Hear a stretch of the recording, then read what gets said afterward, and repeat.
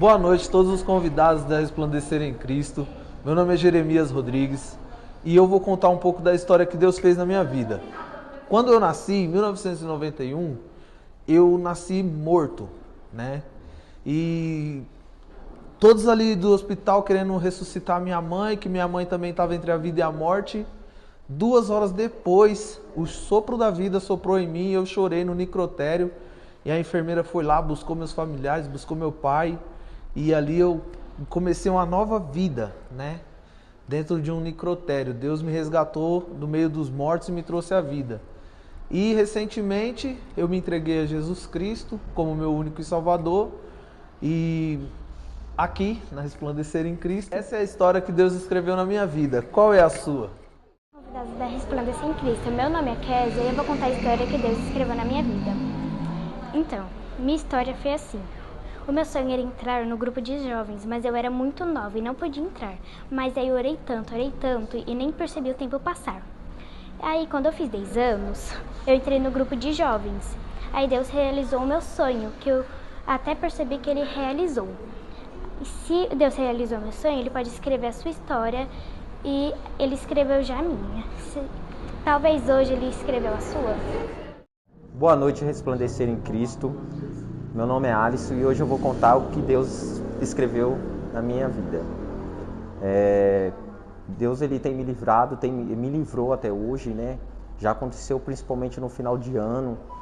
O Senhor me dá livramento, a qual hoje não era para mim estar aqui, a qual eu vivia no mundo, que eu fazia minhas vontades, meus querer e tudo aquilo que não agradava o Senhor, né? Mas em meio aos livramentos, em meio aos propósitos de Deus na minha vida, eu reconheci e hoje, pela graça, né, sou liberto e faço o querer do Senhor.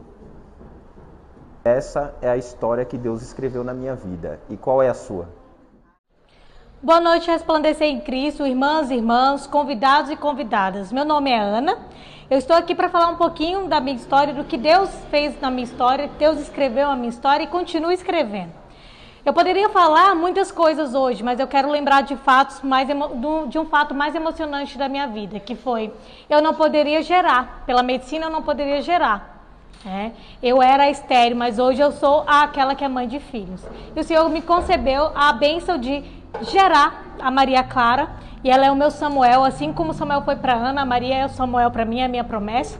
E eu também quero lembrar que eu já tive depressão, ansiedade, síndrome do pânico. E eu perguntava a Deus por que estava passando por tudo aquilo.